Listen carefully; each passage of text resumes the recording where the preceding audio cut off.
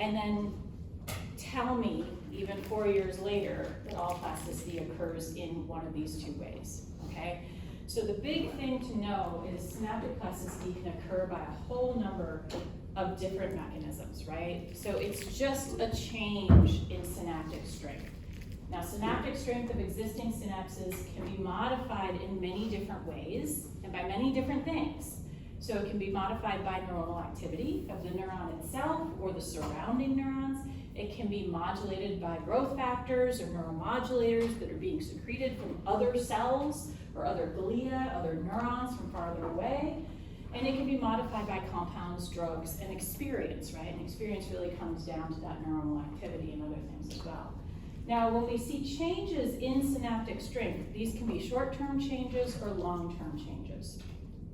And so this is just sort of an example, and we've kind of talked a little bit about that. You can have a situation, in example 1, where you have a nice EPSP, doesn't reach threshold, but it's nice.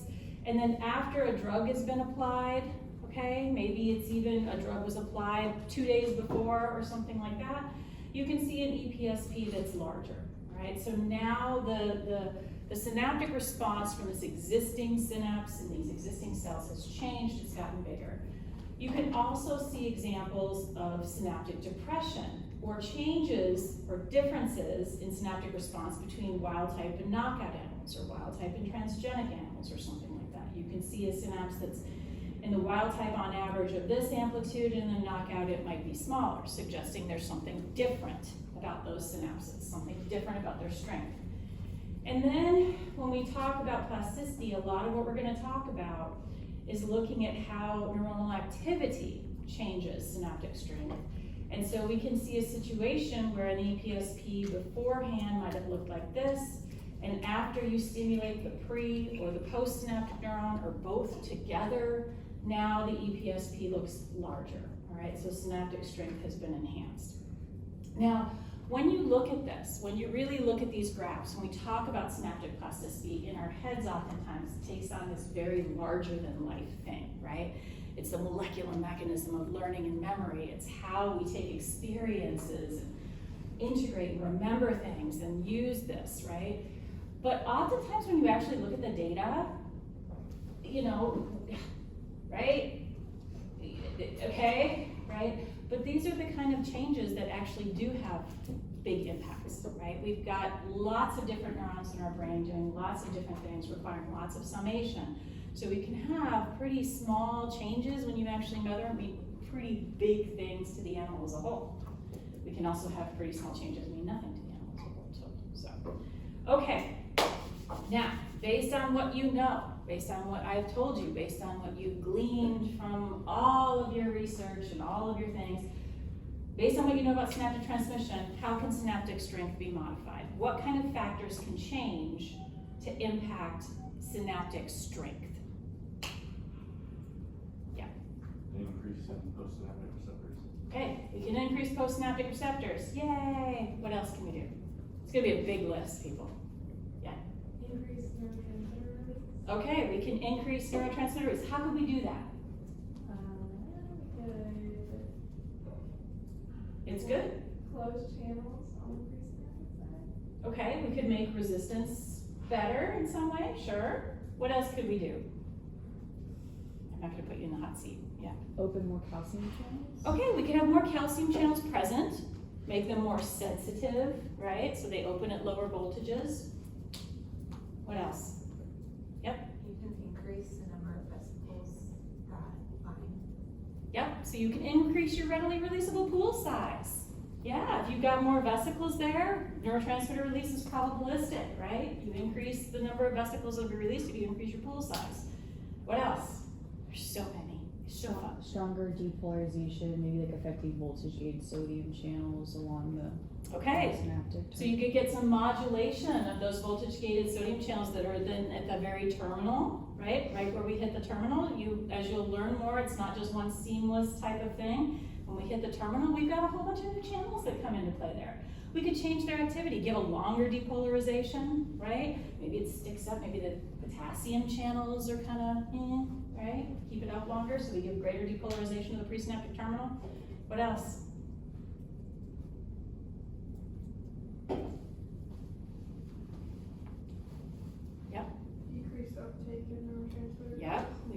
situations where we decrease the uptake, right? Now more neurotransmitter is reaching the cleft or reaching the postsynaptic side. What about the vesicle release machinery? Could we increase its sensitivity to calcium? Could we make it easier for vesicles to fuse, right? Yeah. What about on the postsynaptic side? We talked about having more postsynaptic receptors. What else could we do?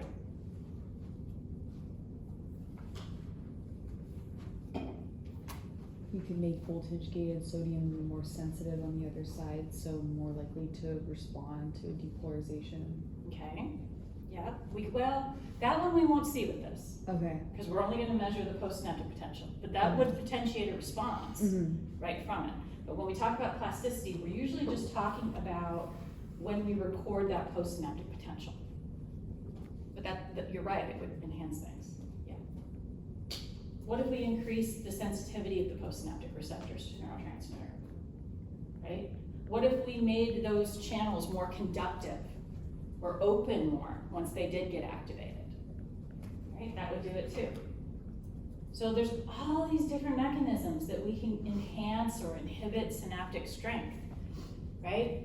There's a ton of them. And once you understand the basic mechanisms of synaptic plasticity, or of synapses and how they work, you can understand synaptic plasticity pretty easily, okay? So all of those mechanisms you just told me about, all of them, there are examples, okay? There are examples in synapses, in brains, all of those mechanisms right there. So synaptic plasticity and how it occurs is varied and highly plastic, just like the plasticity involves, okay? So what we're gonna talk about today really is just some of the more common forms and some of the more tricky, interesting forms, okay? All right. Okay, so yeah, so here's just our overview. I think you all seem to have this in your head. Here's our presynapse, our postsynapse, our vesicles that are docked, with our docking protein, our voltage-gated calcium channels, our extracellular calcium, and our postsynaptic ionotropic receptors in this case. An action potential comes down, invades the presynaptic terminal. This causes voltage-gated calcium channels to open. Calcium rushes in, interacts with these sensing proteins, causing vesicles to fuse, release neurotransmitter, which diffuses across the cleft, interacts with postsynaptic receptors to give you that postsynaptic response, all right?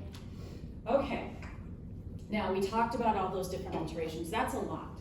So if you are an experimenter and you are sitting there and you are looking at synaptic transmission and you see some change, right, or some difference, how do you go about narrowing it down, right? You can't go through and say, okay, now, I mean, you can, but the poor graduate student would be there in their PhD for like 8 years, right? Because it'd be like, okay, now we'll check action potentials. Now we'll check these other things. Now we're gonna check vesicles. We're gonna check this, we're gonna check that. So how do we kind of narrow it down to give a framework of, for example, whether synaptic plasticity is due to presynaptic mechanisms or postsynaptic mechanisms, or whether it's due to pool size changes or something else. And so there's a number of different tricks that you see in the literature all the time that are done to kind of narrow these things down, all right? And sometimes that's the end of it. Sometimes they don't actually go all the way through to the molecular mechanism, they just will end there, all right? So I'm gonna tell you about 3 of these tricks, okay? So when you have synaptic changes, we talked about how the readily releasable pool size of vesicles can change. So in this synapse up here, I've got a very simplified synapse that's only got 2 vesicles. It's, you know, action potential comes down, maybe we release 1 vesicle's worth of neurotransmitter. But if I had a situation like below where I had 4 vesicles, right, if I had a release probability of 50% and I've got 4 vesicles, well now when an action potential comes down and invades, I've got 2 vesicles worth of neurotransmitter that's released, right? So I'm gonna get a bigger response. I can also have changes in something called release probability. So release probability is the probability that neurotransmitter will be released, okay, in response to an action potential. So this is dependent upon a whole variety of different factors. Most commonly, that's that sensitivity of the vesicles. It can sometimes be the voltage-gated calcium channels as well. So when we have, for example, we might have a situation here where we've got 4 vesicles, and when an action potential comes down, we've got a release probability of 25%. All right, so we're gonna get 1 vesicle that's gonna release neurotransmitter and give a postsynaptic response. But here we might have a situation with a higher release probability, where if we have 4 vesicles, maybe we have a release probability of 50%. Okay, so now even though we still have 4 vesicles, we've released 2 vesicles worth of neurotransmitter in response to that action potential. Or we could have changes in the postsynaptic receptor. So we could have a situation here where in the beginning, right, we have 3 vesicles here, 1 vesicle fuses and releases neurotransmitter, it interacts with 1 receptor to give a response. But if we have a lot more receptors in that postsynaptic side, when we release neurotransmitter, we will get a bigger response, all right? So everything is probabilistic, both on the presynaptic side and the postsynaptic side. I don't know of any situation where we get neurotransmitter release and all of our neurotransmitter receptors are activated, okay? That just doesn't happen in nature. You can force it, but it doesn't happen in nature, okay? All right. So we're good there. All right, so I'm just gonna cover a quick example. This example has to do with a wild type and a knockout. Happens to be from my lab, but don't worry about that. But I like it because you can kind of see. So one of the first things you do if you notice that there's a change in synaptic strength, okay, a change or a difference in synaptic strength is to go through and try to figure out what that change might be due to, whether it's presynaptic, postsynaptic, readily releasable pool size, or release probability. Okay, so in this case, we're analyzing miniature EPSCs, okay? So miniature EPSCs, these are spontaneous, these are not evoked. Usually they're measured in the presence of tetrodotoxin to prevent action potentials from firing different things. Okay, you can have mini EPSCs and you can also have spontaneous EPSCs. Spontaneous EPSCs don't necessarily mean minis. They just mean that they're spontaneous. But minis are spontaneous and mini, okay? All right, so in this case, we're looking at 3 sweeps, looking at these mini events, all right? Right there, right there, right there, right there. The time scale is really long, so everything's really compressed. It just looks like a little flicker, all right? And then this is an amalgam of the average of what all these averaged mini events kind of look like. It's a little different. This is a central synapse, so this is not our neuromuscular junction that we're dealing with. So it's a little bit messier. Also with most synapses, I should say this, especially based on the homework, some of the examples I showed you were dealing with those invertebrate giant synapses that you can do all this cool recording. Usually it's really challenging to, say, record that presynaptic depolarization, right? Patching an individual presynaptic bouton is tricky. I think we have one person in our department that can do that kind of thing, right? It's really hard. Seeing a calcium response, like the tiny little calcium response that mediates vesicle release in one presynaptic bouton is tricky, okay? You can do it, but it's tricky. So sometimes we can't really measure, we're not gonna have everyone go through and do EM micrographs of all the synapses to count vesicles, right? Again, that would be that graduate student, if they had to do that, they would probably be here for 12 years before they got their degree, right? So we have all these little tricks.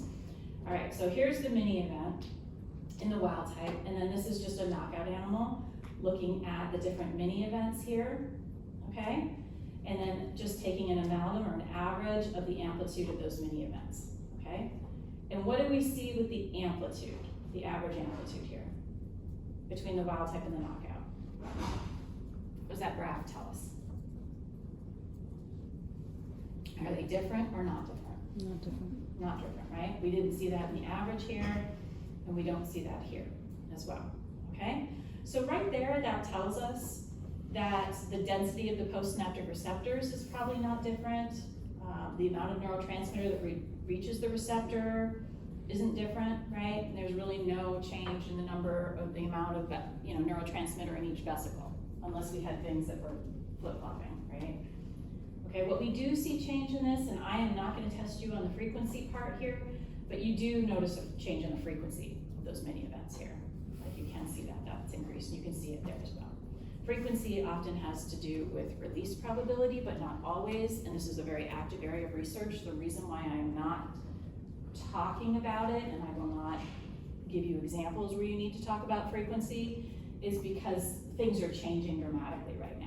as to how we thought things were going and now how things are actually going. So I don't want to be wrong. All right. So in this example, for example, with that mini event, because the amplitude of the mini events were the same, we can kind of say that this aspect is probably the same between the two, all right? So now we want to look at the readily releasable pool size. Well, how do we do that? So the way one does that is just stimulating the synapse to exhaustion, all right? Getting all your vesicles to dump, all of them, in the readily releasable pool. In some cases, that can be done with sucrose, depending on what you're doing. Sucrose provides this like osmotic shock, and so all the vesicles that are sitting there with the snare proteins and things like that will just fuse and release their contents, okay? And then you get this big, weird synaptic response that doesn't look normal. This is on the average, this is 2 seconds, so it's much larger, but really it's a summation of all that neurotransmitter that's been released, okay? So you can see something like that with sucrose. If you don't do sucrose, you can just stimulate the heck out of it. Just like, right, just keep hitting it until it exhausts itself, right? You can always see that it's hard to get to complete exhaustion, and that's because the pool, and you'll learn about this in other lectures, the pool is always refilling. So as you get rid of vesicles, new vesicles are coming in. So you do reach some level of a plateau. If there's a gap here, this is looking at the rate of that vesicle pool refilling as well, okay? So, you know, you have this area here, and usually people do, they'll integrate the area under the curve, because this is something that time-wise, it's hard to, you know, get everybody to release all at the same time, right? And then look, and so what do we see from these graphs in terms of the readily releasable pool size, okay? Which is an integration of all the current under this curve, and the refilling rate, which is after a break, and then that big stimulation again. Are they different between these two conditions? No. Okay. All right. All right, so that leaves release probability. Okay. All right, for those of you, if anyone's drifted off, come back to me now. Okay, come back to me now, because this one's tricky. All right, so release probability is really that probability that neurotransmitter will be released in response to an action potential. And the way that we measure this is through something called the paired pulse ratio, all right? Now the paired pulse ratio is really where we give 2 stimulations in a very short time frame. So here's 2 stimulations in a very short time frame. Here's our delta T. And this time frame is really, really short. We're talking milliseconds, okay? Up to maybe 500 milliseconds max. So they're delivered very, very close together in a very short time frame. And we measure the postsynaptic response to the first stimulation, and then we measure the postsynaptic response to the second stimulation, right? That gives us our, in this case, EPSC1, excitatory postsynaptic current 1, and EPSC2, all right? EPSC1 and EPSC2. The paired pulse ratio is EPSC2 over EPSC1. That is just what it is, all right? So it's always the second pulse divided by the first pulse, mathematically. So the paired pulse ratio, how does this tell us about release probability? Well, there's two different ways that this can be used. It gets kind of complicated, but you can always default back to the paired pulse ratio is inversely correlated with release probability. Okay, that's true in both situations, but I'm going to tell you the molecular mechanisms behind both situations, okay? All right, so the first one I think is the easiest. I don't know if it is, but it is to me. So with the first stimulation, all right, so we have all of our vesicles lined up in our readily releasable pool here. In this case, I've just got 4, but you generally have a lot more, okay? So if I have a low probability of release, with that first stimulation, I'm gonna fuse a smaller percent, I'm gonna fuse a relatively small percentage of my vesicles, right? Okay, so in this case I have 4, I have action potential comes down, 1 has fused and released its content, right? And then we measure postsynaptic response. Now what happens, this delta T is super fast, so there's no chance for the pool to be refilled in between stimulation 1 and stimulation 2. All All right, so there's no chance that another vesicle is gonna come down and just all those vesicles are gonna be replaced. So now when second stimulation comes around, you have a situation where you're down some vesicles. Your number is lower, all right? In this case, for example, now I only have 3 vesicles here. And then when that other stimulation comes down, maybe I release 1, maybe I don't, okay? So that second response here is gonna be smaller because I have fewer vesicles to fuse. So this is really important because you can have, for example, in this case, EPSC1 and EPSC2 are pretty close in size, okay? So with a paired pulse ratio of about, I don't know, 0.8 maybe, 0.7. But here's a higher probability synapse, okay? So here again, I only have 4 vesicles. And now when an action potential comes down and invades, well now I release 50% of my vesicles. So I've got a excitatory postsynaptic current there, right? And then this time, same time as there, very fast, but now I only have 2 vesicles left. So if I fuse 50% of my vesicles, then only 1 vesicle's worth of neurotransmitter is gonna be released, and I'm gonna get a much smaller response, okay? So we're gonna see a much bigger difference between EPSC2 and EPSC1. So this paired pulse ratio is, I don't know, 0.4, 0.5, right? Mm-hmm. Does this like always work to tell you whether you have like a higher or low probability? What if you would just have like a lot of vesicles so you don't see much of a change? Oh, it can be really, really sensitive. So I'll show you the example.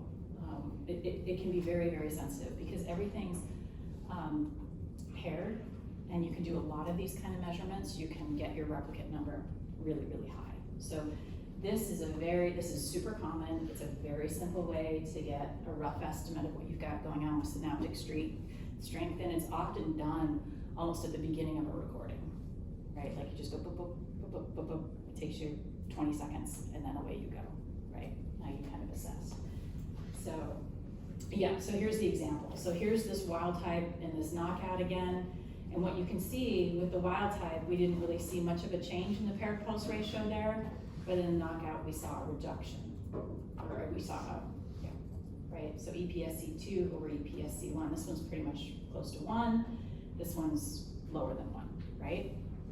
Okay, and often the paired pulse ratio will be done at different interpulse intervals. These interpulse intervals represent the time in between pulse 1 and pulse 2. And you can see here, so for example, this difference right here, you know, it looks pretty small, like you're saying. What if you just have tons of vesicles, right? And that's usually normal. Like that's usually you don't see release probabilities of 50 and 25%, right? So this thing that you're seeing right here, this actually is an incredibly substantive change in release probability.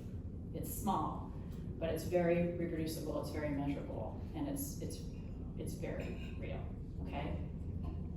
We'll talk about what happens at these really short intervals in a minute, because you can kind of see the error bars are a little higher. Okay, so that's an indication that release probability has been changed. Oftentimes those, maybe 5 years ago, that PPR change would be investigated further by other mechanisms to prove that. Most publications I'm seeing now don't even bother. They're just like, oh, the release probability has changed. And then maybe they might go after specifically what's wrong, but there's no more, you know, ferreting things out from that. Okay? All right. Okay, so when we see that decrease in the paired pulse ratio between pulse 1 and pulse 2, where the second pulse is smaller, okay, less than 1, that can also be referred to as paired pulse depression, okay? So paired pulse depression, this is actually considered to be a form of synaptic plasticity, but is a very short-term form of plasticity, okay? So this depression here, this is not LTD. This is very short-term plasticity. So plasticity can be short, long, can be milliseconds, like this is probably a seconds-long phenomenon, minutes, hours, days, months, okay? This is very short-term. All right. The other thing I'm gonna say here is remember the paired pulse ratio is a ratio, right? So it is not measuring the difference between this EPSC and this one, okay? It's measuring this one to this one and that one to that one. It's paired, okay? So it's normalizing any difference that you might see with amplitude. That's off the table, okay? All right, are we good with why we get paired pulse depression? We like this? This feels good? Sort of? Okay, you gotta embrace that probabilistic nature of the synapse and then you'll be okay. Okay, all right, so we covered that. Okay. We also have synapses that give us paired pulse facilitation. Okay, flipping it around. Now, paired pulse facilitation occurs where the second pulse is actually gives us a bigger postsynaptic response than the first one. All right, so you can have a situation like this and this, all right? The paired pulse ratio is inversely proportional to release probability, period. It does not matter if you get paired pulse depression or paired pulse facilitation, all right? Okay, that's your cheat, your lock. All right, so with paired pulse facilitation, the mechanism is very different, okay? So in this case, the PPR is greater than 10. Usually you see these paired pulse ratios that have an interval that's relatively fast, 20 milliseconds, 50 milliseconds. You don't see this usually out at 500 milliseconds. You'll know why in a minute. And this paired pulse facilitation is also readily observed with low release probability synapses. So it can also be used as a characterization of a synapse when you're looking at it for the first time, or to know whether you're looking at the right synapse. All right. So paired pulse facilitation really depends, at least the leading theory on it, really correlates with residual calcium that's left over in the presynaptic terminal after that first pulse.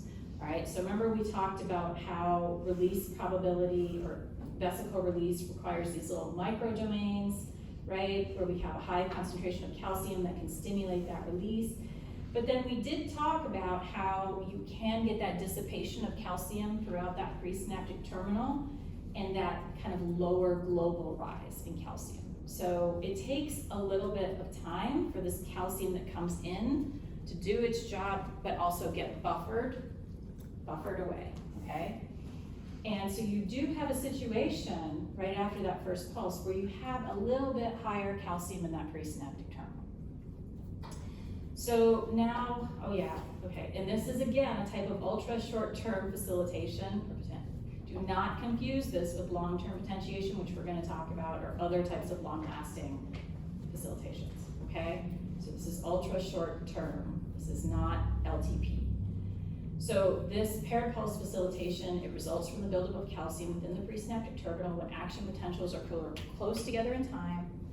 The higher residual calcium from the first pulse adds with the calcium influx from the second pulse to result in a larger relative intracellular calcium concentration, which is enough to stimulate more vesicles to fuse and release, okay? So this really occurs when you have synapses that have very low release probability, such that, you know, you've got tons of vesicles lined up, but a very small fraction are gonna release, okay? It's calcium dependent, yeah. Okay, does that sort of make sense? Got it? Okay. All right, so in using the PPR, there can be multiple molecular explanations for changes in the PPR. Interpretation often depends upon whether there was facilitation originally or depression with the control pulse, that pulse that occurred before whatever the intervention is. So in this case, when you do the paired pulse racer, you do your paired pulse under your controlled condition, which means 2 pulses, controlled condition. Then some magical intervention occurs, and then you do another paired pulse. Okay? The other way where people kind of get confused is they put the intervention in between the pulses. Remember, they're paired, they're stuck together by a very short time frame. So it's a paired pulse, get a paired pulse ratio over here, intervention, and another paired pulse. Okay? PPR should always be followed up with additional experiments to assess mechanism. Sometimes it is, sometimes it isn't. Remember with the PPR, the number is a ratio, the pulses are always paired and occur too fast for interventions in between the first and second pulses, all right? Okay. Okay, We good with that? So those are kind of our mechanisms that we use to assess plasticity, or to assess synaptic strength. Paired pulse, mini EPSC, sometimes like our total vesicle release that we can do. All right. So now we have everything that we need. Now we have all the tools that we need to start talking about synaptic plasticity. So synaptic plasticity is really an adaptive change that occurs in the synapse, resulting in strengthening or weakening of that synaptic connection. It is the physiological basis for learning and memory. There's short-term and long-term changes in synaptic function. So empirical data has supported the following basic principles of learning. I am not going to talk with you about the aplasia work of Kandel. I did give you a video about that. I'm not going to talk to you about older behavioral paradigms and whether it's heavy in or not heavy in, because a lot of that is kind of, things are always more complicated than we make them out to be. So, but there are a few basic principles that I too want you to really lock in, is that there are multiple memory systems that are present in the brain. Okay, short-term changes in learning and memory require changes in existing neuronal circuits. These changes may involve multiple mechanisms within individual neurons. Okay, so we're changing existing circuits. There can be different ways to do that. Second, messenger systems play a role in mediating cellular changes. You're going to learn a lot more about signaling proteins in the next module, but we're going to kind of introduce them here. And then long-term memory changes or long-term changes in synaptic strength generally require new protein synthesis. Short-term changes do not, all right? So there's different things. Now, if you get some of the older textbooks, they're really going to be talking about plasticity in specific areas of the brain. And because for a long time, they really thought plasticity was special, and it would be really only in areas of the brain that are involved in learning and memory, right? But now we see plasticity everywhere, okay?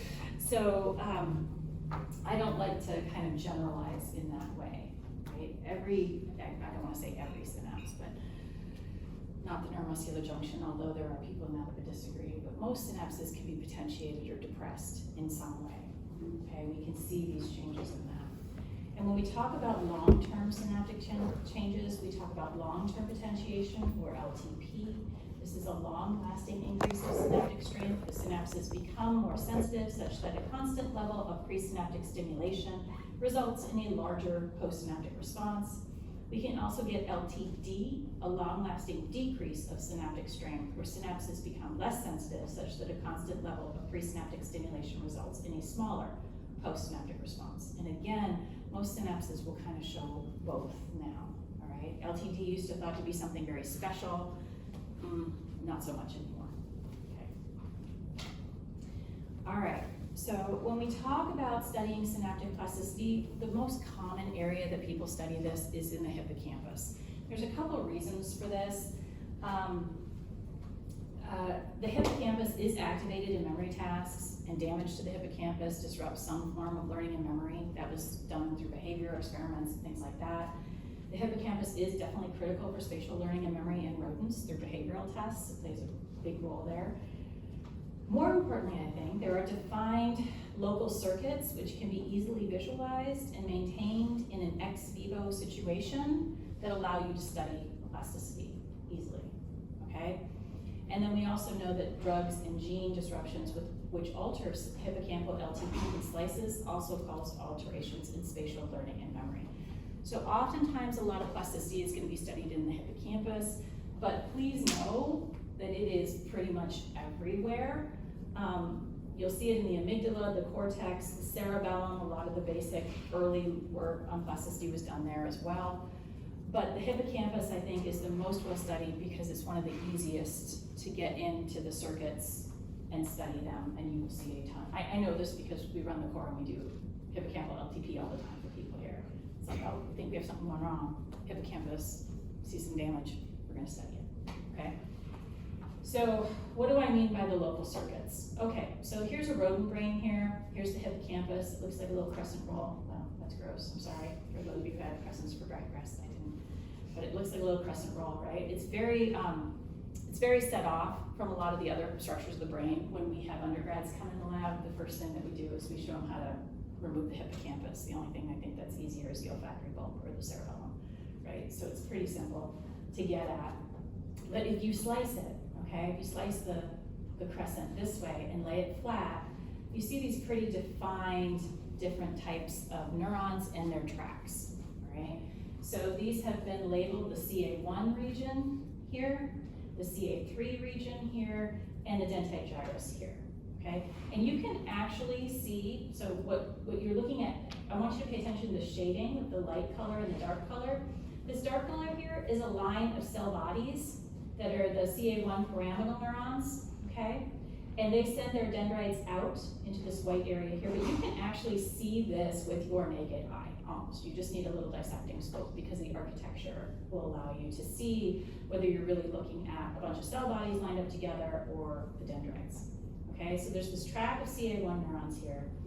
They have a synapse coming from the CA3 cell bodies, which are here, okay, sending an axon down through what are called the Schaefer collaterals here to synapse on the dendrites of these CA1 pyramidal neurons. Okay. We also have another synapse in this same slice where we have granule cells in the dentate gyrus whose cell bodies also line up here, all right, that send what's called mossy fibers. There's many mossy fibers, by the way, in the brain, like they just call them mossy everywhere. Mossy fibers down here to synapse on these CA3 pyramidal neurons. So within just this one brain slice that you get, you've got one circuit here and one circuit there. So you actually have two that you can study. All right, and these are all receiving input from these perforant pathways. All right. So what you do, what a typical experiment is done, let's talk about these because they are so common, all right? So here again is that slice, that brain slice that we looked at. Okay, here it is again, right? A little bit more stylized here, CA1, CA3, dentate gyrus. And so all you do for these experimental setups, what's happening really, is that someone's coming in and they're looking at, we're gonna look at the CA3 to CA1, the Schaefer collateral first, okay? So they wanna look at synaptic plasticity here. They know the cell bodies are here. You can see that shading that will tell you. So they put a recording electrode here, okay? And you can stimulate the Schaefer collaterals. They're gonna go through those dendrites there. You can stimulate them, okay? All right, we're gonna record right there, right, at the synapse where those Schaefer collaterals come in response to a stimulation there. So you can stimulate from far away, allow that action potential to traverse through the Schaefer collaterals, initiate synaptic neurotransmission, neurotransmitter release, and measure an excitatory postsynaptic potential. All right, and it looks like this.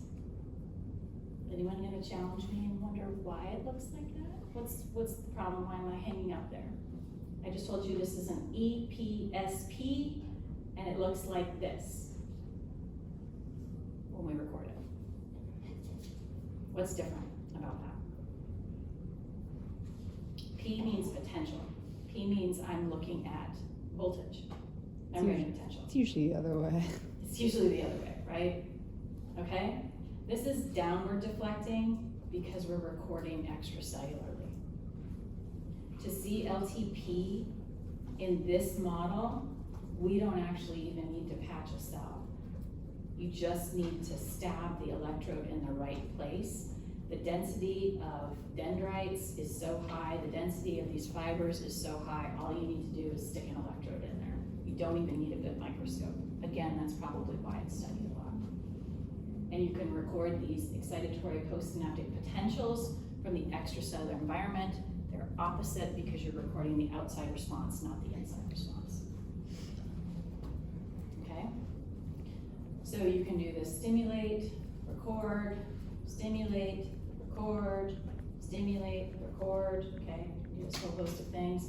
Initially, this is just done at a pretty low frequency, like about once for every 30 seconds, you know, it's just a measure, you know, every 30 seconds you just see where the synapse is. Where's the synapse at? What's it doing?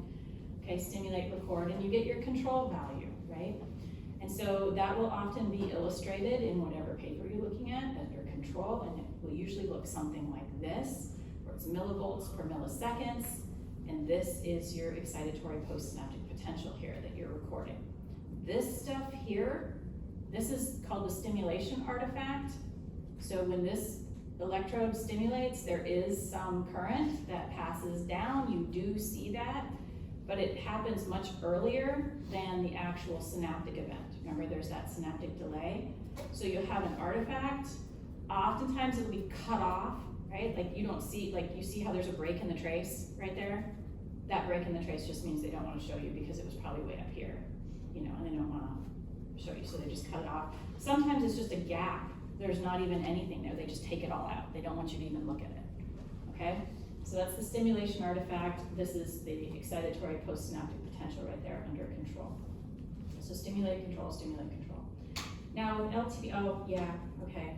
And then because of a number of factors that can result in artifacts within the stimulation, they will get the slope of the onset of the EPSP oftentimes, and that will be what's reported. And that's just calculated by forming a line there, okay? So there'll be slope there, but that's just the slope of the onset. People have done a lot of work. They know the slope of the onset correlates with the absolute amplitude, and there's some artifacts that can pop up with the absolute amplitude. Okay, all right. So the way the LTP done, we're looking at the slope, all right? This is millivolts per milliseconds, graphed on this axis, and this axis is time. You can't see it yet, but it is. And you stimulate, record, measure in EPSP, and then you plot that slope. Plot that slope, plot that slope. Each time you do it, every 30 seconds or so, you plot what slope you get, plot what slope you get, plot what slope you get. And so what ends up happening is that this ends up looking almost like a line right there, but those are all individual recording, measure the slope, recording, measure the slope, recording, measure the slope, recording, measure the slope, okay? But sometimes in some publications it can actually look like a trace in itself, but it is not, okay? So, recording, look at the slope. All right, so, and usually there'll be that point, they'll say, oh, okay, control was here, and here is the control representative trace. So we usually have a quantification, and then a representative trace of what they were looking at. All right, and then with LTP in the hippocampus, a tetanus is delivered, or a high frequency stimulation, depends on which term someone used. So tetanus really is just a high frequency burst stimulation. It could also be called HFS, high frequency stimulation. This is where all of a sudden those Schaefer collaterals are stimulated at an incredibly high frequency, like 100 hertz, so 100 times per second, 100 stimulations per second. The response during these times is never shown on the graph. You don't get to see it. They don't show it to you, but you don't see it. And they do this, and then they go back to low frequency stimulation at 1 times per 30 seconds. All right, so you have a baseline, then high frequency stimulation, which you don't get to see, and then they come back in and do that same thing, stimulate, record, stimulate, record, stimulate, record. And what you see in this synapse with that is something that looks like this. So now the slopes are higher. The amplitude is higher, okay? The amplitude is now higher with this event right after the tetanus, and then it stays high for a very long time. This is 2 hours here. Okay. All right, so right after the tetanus, you will often see short-term facilitation or post-tetanic potentiation, okay? Where you'll have 1 or 2 points that are way up there with a lot of potentiation, and then it comes down a little bit, right? What do you think that's due to, based on what we know about neurotransmitter release? Why would you get something that's super high and then comes down? Residual calcium. Residual calcium. So these are always very calcium-dependent events. Some whole papers will only study this. Like that's all they study. Some papers will only study this, right? Some will look at all this. Some will study 4 hours out. Like they won't even bother with this. They'll look 4 hours later, okay? So always look at the time frame. That gives you an idea about what people are doing.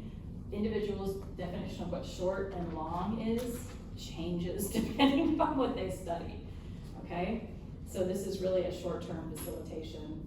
This is long-term potentiation here, and then you'll have more later.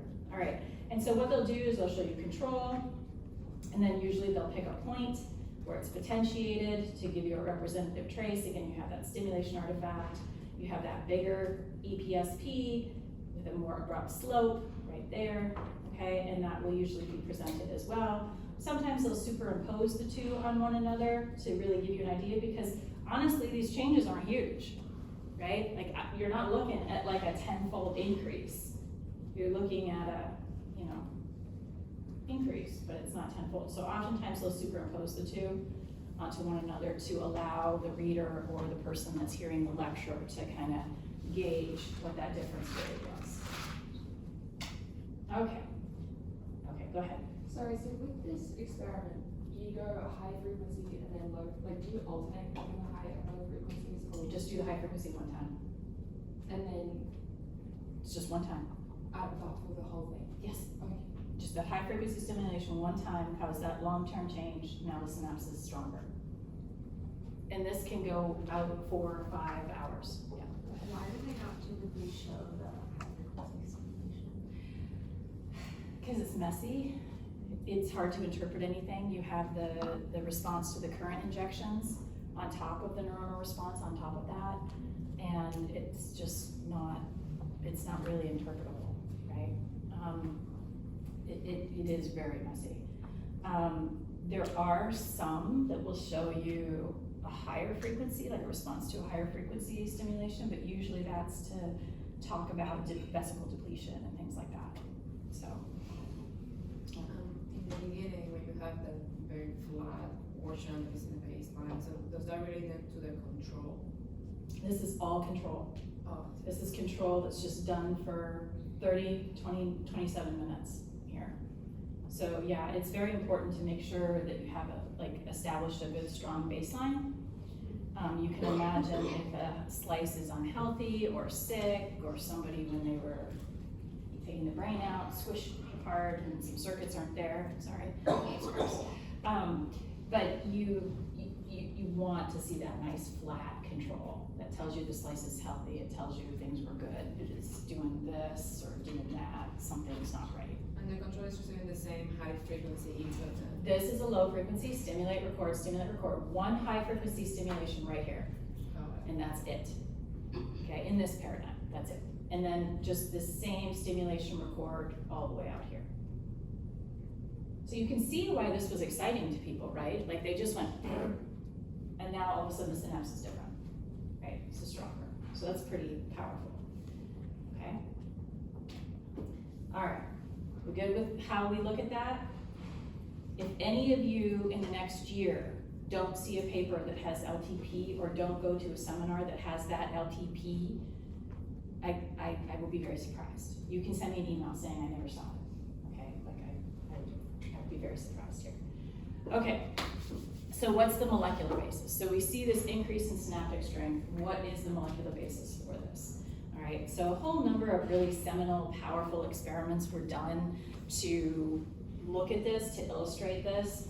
I'm gonna go through a few of them just because they sort of capitalize on some of the things that we've learned with synaptic transmission, and I'll tell you exactly what's going on, okay? So in this case, really what we've got in this experiment, they wanted to look at, they knew with the high frequency stimulation, so you're stimulating the high frequency, you're stimulating the presynapse very highly, which is releasing tons of neurotransmitter, which is stimulating the postsynapse, right? So we've got both of them that are being activated. So in this experiment, they really wanted to look at the role of depolarization of the postsynaptic cell. What was the role of depolarization? So in this case, they looked at a presynaptic stimulation, okay, and measured a postsynaptic response, small EPSP. And then they did a presynaptic stimulation while they had depolarized this postsynaptic neuron. So they're clamping, they depolarize it, now they give that presynaptic stimulation, and then they go back to base, so there's your depolarizing command injection, and now they stimulate the presynapse, and they measure a postsynaptic response, and they get a larger EPSP. So all they need to do is just depolarize it while the presynaptic input comes in. All right, so when you get that pairing, you can get that LTP. All right. One of the other things that they did pretty quickly was that they applied this NMDA receptor antagonist called DAP5 or DAPV, okay? NMDA receptor is a glutamate receptor. There's two main ones, there's AMPAs and NMDA. And so they did this whole thing in the presence of DAP5, and you might get a little bit of stuff going on, but really nothing. There's no LTP. So you need that NMDA receptor, glutamate receptor. You absolutely 100% need it in order to get this form of LTP. Separately, it was also shown that an increase in post-synaptic calcium was necessary to induce this LTP. And I'll show you how in a minute. All right, let's talk about the NMDA receptor. So the NMDA receptor, whether LTP or LTD is NMDA receptor dependent or not dependent, is kind of a big deal, right? So the NMDA receptor is one of our glutamate receptors, shown here. Here are AMPA receptors. Here is our metabotropic glutamate receptor. And you can see just from looking at the schematic of the channel, like the AMPAs and like the AMPAs right here, it's permeable to sodium and potassium, but it's also permeable to calcium, okay? There are some forms of AMPA receptors that are also permeable to calcium, but the basic ones are not, okay? So the NMDA receptor has that calcium permeability. It also has a magnesium binding site deep within its pore, but the AMPA receptors doesn't. That's gonna come into play in a bit. So it's special. Calcium, magnesium, yeah. Okay, so the NMDA receptor is a ligand-gated ionotropic receptor, but it behaves a little differently than most ligand-gated channels that we've seen. But it is not voltage-gated. I'm gonna say that again, it's not voltage-gated. So we're looking at right here is we're looking at synaptic currents. This is where the neurotransmitter release was evoked. Now we're measuring the postsynaptic current here. We're holding this cell at -80, okay? Postsynaptic current here, we get a large inward current, and then we're doing this in the absence and presence of APV. So when we hold the cell at -80 and we add this APV, there's really no difference between the two traces, right? So we can conclude from that that the NMDA receptor isn't making a big play. Oh, I'm sorry, I should back up a little bit. Both AMPA receptors and NMDA receptors exist in the same synapse at the same time. There's two different glutamate receptors in there, okay? All right. Now, when we do this again, we hold the cell at -40, stimulate neurotransmitter release, measure the postsynaptic response. Well, now in the presence of APV, now we're seeing that the current is a little bit smaller, right? At least the tail end of it, okay? And so the shaded area here indicates the contribution from the NMDA receptor. So at -80, we didn't see much NMDA, but now we're seeing more NMDA, okay? +20, whoa. Now my synaptic response here at -40 is smaller than my -80 response. Why is that? Giving the same stimulation, why am I getting a smaller amplitude of a synaptic response at -40 than I am at -80? And then why am I seeing it go upward at +20? What's happening here?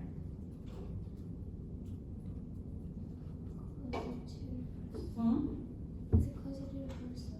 Yes, we pass the reversal potential. So this is that electrochemical gradient where we're holding at different voltages. We're changing the driving force for sodium and potassium, right? So here there's a high driving force for sodium, right? We got a big current. Now we're getting closer to the sodium equilibrium potential, right? Farther from the potassium reversal potential. Potassium wants to go out, we get a little smaller current. And when we go to +20, we're really getting mostly that outward current, right? So right there and there. Now, so that's just, I'm sorry, I don't even see it anymore. I keep forgetting to mention it. Okay, so we have that going on, but now at the +20, now we have a bigger NMDA contribution, okay? So if we look at an IV plot of the AMPA receptors, it looks something like this. What kind of response is this? This straight response? Ohmic, right? Right, it's reversing at 0. What does that indicate? That's the reversal potential. It's a reversal potential, but it's not really reversing in any physiological ion concentration. So what does that kind of suggest to us? Permeable to multiple ions, which we expect, because I told you that, you know, right? So we got that. Here is the NMDA response, right there in the black circles. What does that look like to us? It's not ohmic, but it looks like what? It looks like a voltage gated channel, but it's not voltage gated. It's not at all. Okay, so what's happening? This is so cool. You know, there are some times when you learn about biology that just the intricate nature of it just blows me away. And this one blows me away every time. That is due to this guy, this magnesium ion. So magnesium ion, the magnesium has a pore blocking, it can block the pore. Okay, so it can get into the pore and block it, and when it is present, you don't get sodium, you don't get potassium, and you don't get calcium coming in through the channel. It is blocked. Okay, channel gates, channels in the open state, magnesium's blocking the pore. Right, so the channel is not voltage gated, it's open, but there's a magnesium ion blocking it. Okay, now if you do this same curve and you take out the magnesium and look at the NMDA receptor, it looks like this.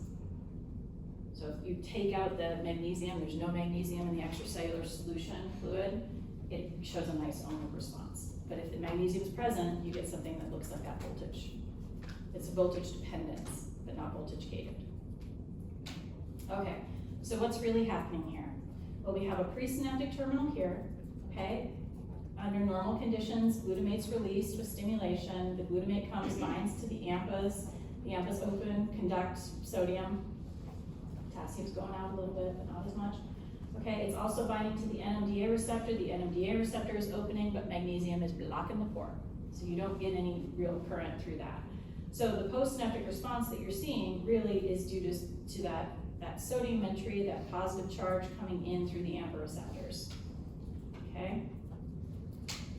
Now, if we have a lot of glutamate released from the presynaptic terminal, a ton, okay, we activate a lot of receptors, right? AMPA receptors become activated, NMDA receptors go into their open state, right? But the AMPA receptor current is so large that it depolarizes the postsynaptic terminal so much that the magnesium ion pops off. Okay, so this magnesium block, the pore itself is voltage dependent, it pops out because of the strong positive charge. Okay, now the NMDA receptor is allowed to conduct current. So now you get sodium flowing in, you get calcium flowing in as well. All right, so you get that positive charge, you get a larger depolarization, both through larger activation of AMPA receptors, but now we start to see that NMDA component, and that calcium coming in is critical, right? Okay, so this is another way to look at it. Here's a presynaptic terminal, here's a postsynaptic response. Okay, under normal conditions, we get depolarization, calcium comes in, interacts with docking proteins, they release neurotransmitter, which diffuses across the cleft, binds to AMPA receptors and NMDA receptors. The AMPA receptors conduct current, that gives you a depolarization, but maybe it's not enough, okay? Versus if we have a really strong stimulus that comes down here, okay? We fuse a lot more vesicles, we get a lot more neurotransmitter release. The current from the AMPA receptors is big enough that it depolarizes the postsynaptic membrane enough that the magnesium ion just pops off. Okay, it comes out, and now current can flow through the NMDA receptor. The important part here is that calcium flow. Okay, that is absolutely critical. So that calcium comes into the postsynaptic terminal, and that sets off a cascade of events. Okay. So one thing is it interacts with CAM kinase 2, activates it, causes phosphorylation of the existing AMPA receptors. They now become more conductive, okay? So they make more current in response when they open, okay? So they become more sensitive, and then they're also moving more current. So they're giving a bigger response when they actually open. And that actually was relatively recently recognized. This other mechanism, this is more well understood. So the other thing that happens here, okay, is that CAM-KANE2 initiates a cascade of events where AMPA receptors that are extrasynaptic move into the synapse, okay? So they can move from an extrasynaptic area to a synaptic area. So we actually get insertion of more AMPA receptors in that postsynaptic membrane, and then the existing ones that are there give a bigger current. So we have two mechanisms.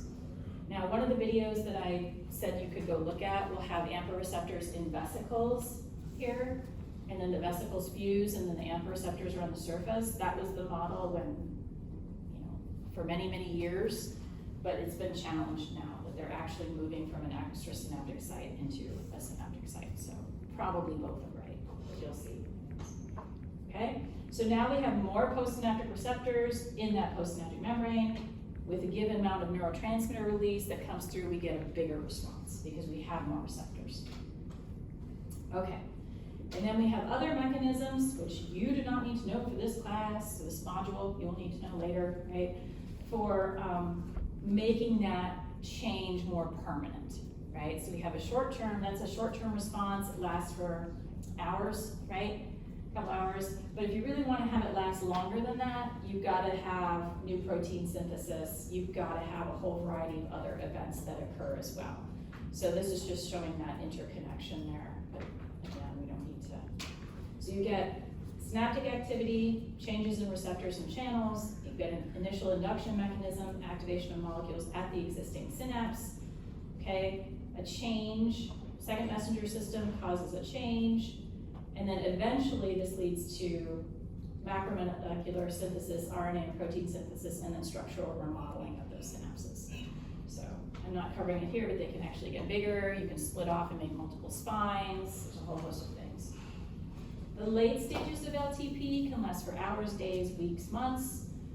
The late phase of LTP requires new protein synthesis and gene transcription. Synapses in which LTP has occurred do undergo structural remodeling. They will get wider, they will get bigger. That's one of the things I see a lot of the behaviorists here will do is kind of quantify the size of the synapse to try to decide whether plasticity has occurred.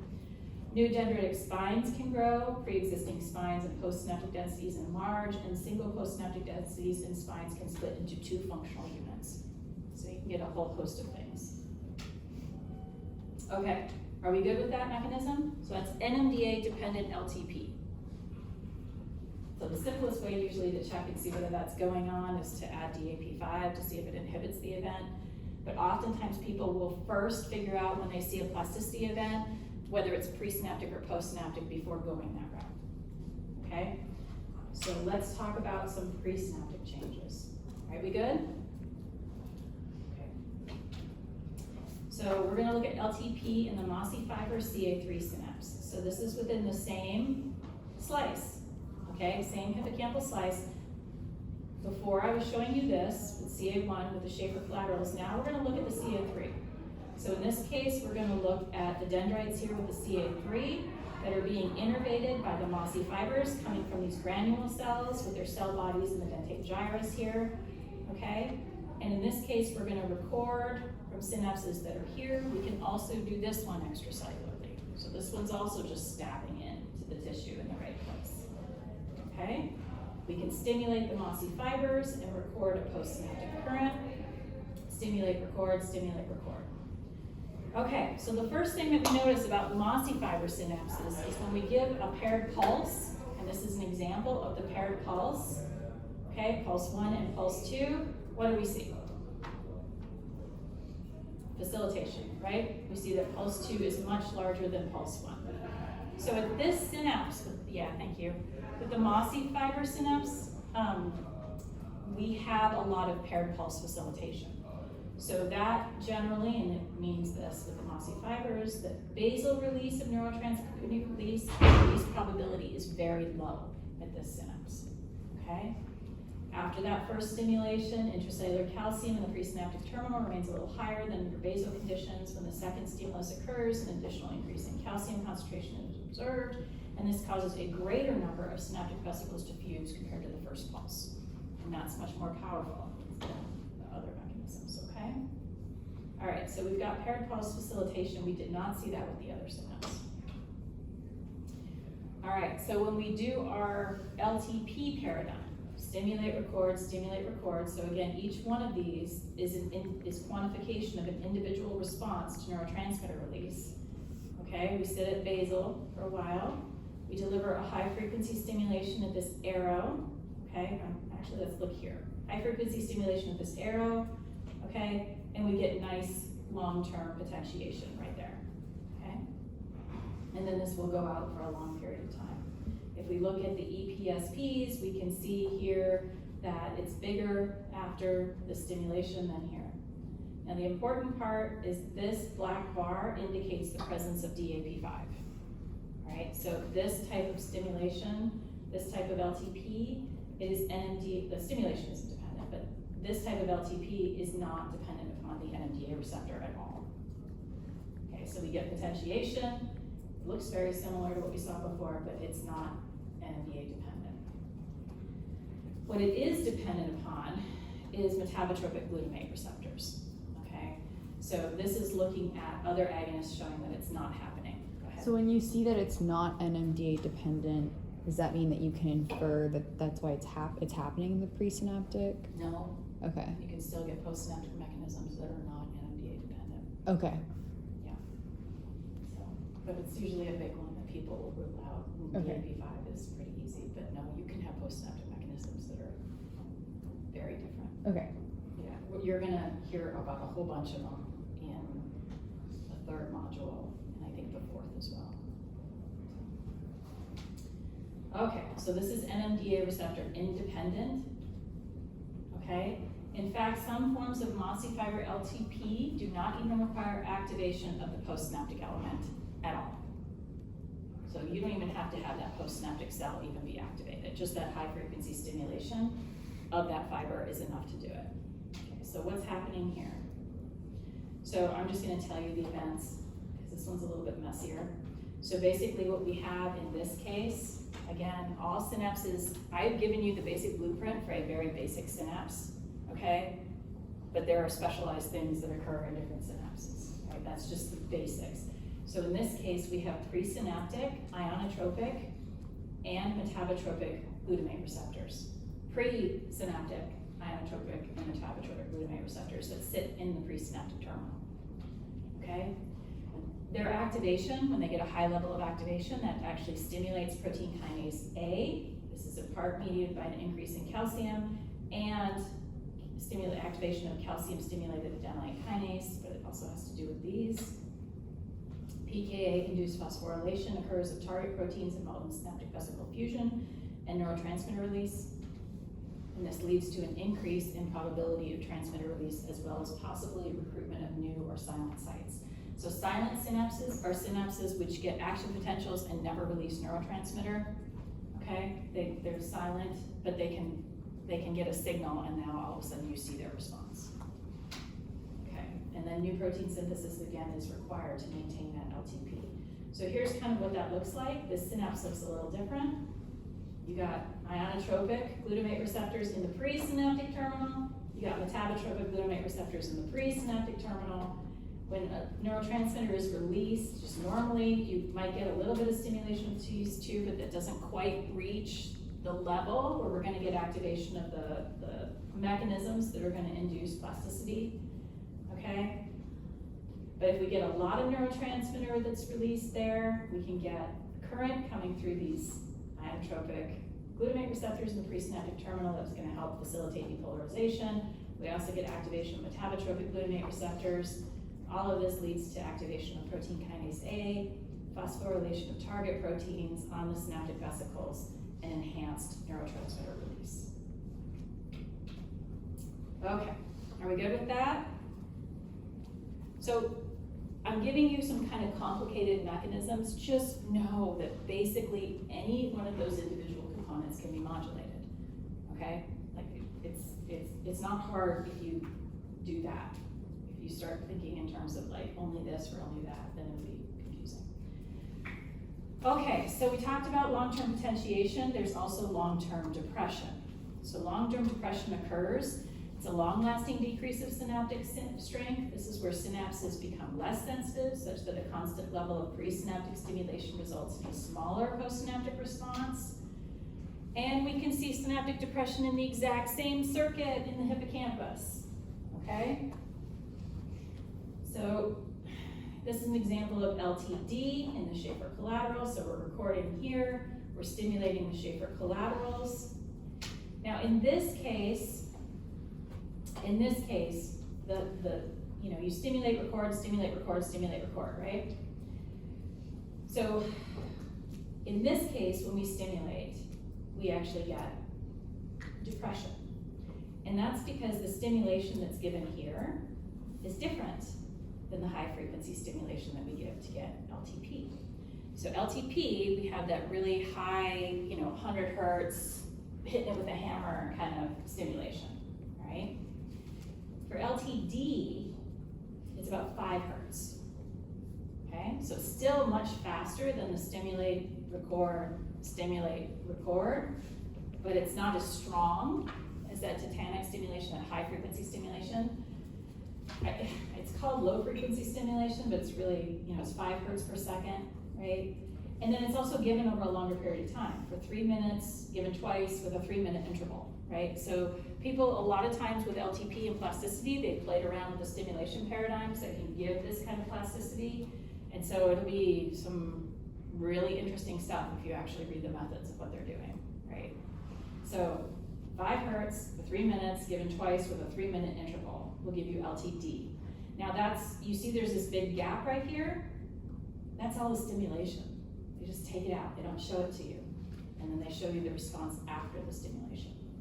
And in this case, it's lower than it was, the postsynaptic response is smaller than it was before, versus here, it was bigger than it was before, okay? I like this one because they actually showed you what happened during the stimulation. This happened to be a 1 hertz stimulus rather than the 5. People do different things.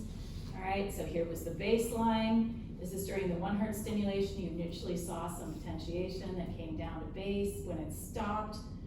And then you just did a stimulation records every 30 seconds or so. You got LTD. Okay? Yeah. I have a question about the previous slide before, because for the LTP and the LTD, they both show the a typical IPSP current up at the top. So would you be able to tell just by looking at those, or would you need the graphs below to be able to tell what was happening? If someone did this and didn't give me the graph below, I wouldn't believe it. Yeah. But oftentimes these are just shown to help illustrate it, right? Because you can see that this one's smaller than that, Yeah. and this one's bigger than that. But it also shows the reader and the reviewer of the paper the rigor. So it's also to say, hey, look, this is what our EPSPs looked like. You see this little that little hooky thing, right? So, sometimes you can get all sorts of weird stuff. That one's acceptable, it's fine, right? But it also gives the reader that. So you usually see that representative trace along with the quantification. But you usually need both. Yeah. Okay. All right. So what's happening here? Well, this does not happen in the presence of DAP5 or DAPD. This is also NMDA receptor dependent. Okay, so if you put DAPV or DAP5 in here, this doesn't happen either. Okay, so what's happening in this case of this synapse is that you have high frequency stimulation will induce LTP, and it does so because you have a large amount of calcium that comes into that postsynaptic terminal in a short period of time. Okay, that causes the activation of CAM kinase 2, that signaling molecule. You get LTD because you also get calcium coming into the synapse, more calcium coming into the synapse, but it's a lower concentration of calcium that occurs over a longer period of time. And that stimulates calcineurin, which is a protein phosphatase 1. Okay, so that's a phosphatase, this is a kinase. The kinases put phosphates onto proteins, phosphatases take them off. Okay, so they're kind of like yin-yang to each other. Right, so in this case, we've stimulated more phosphatases, and that actually causes AMPA receptors to get dephosphorylated and move out of the synaptic membrane. So in one case, we get phosphorylation moving in, the other we get moving out and dephosphorylation. Okay. All right, so when you have lectures on signaling and signaling molecules, all of this will become more important, right? Okay, yeah, this is just showing that again. High frequency stimulation gives you a large burst of calcium, okay, activates those protein kinases, phosphorylation yielding LTP. That lower frequency stimulation will give you little puffs of calcium or a lower level of calcium over a long period of time. Okay, that's gonna activate the protein phosphatases that are gonna have the opposite effect. Okay, so they can do both. Now, Pretty confident, yeah.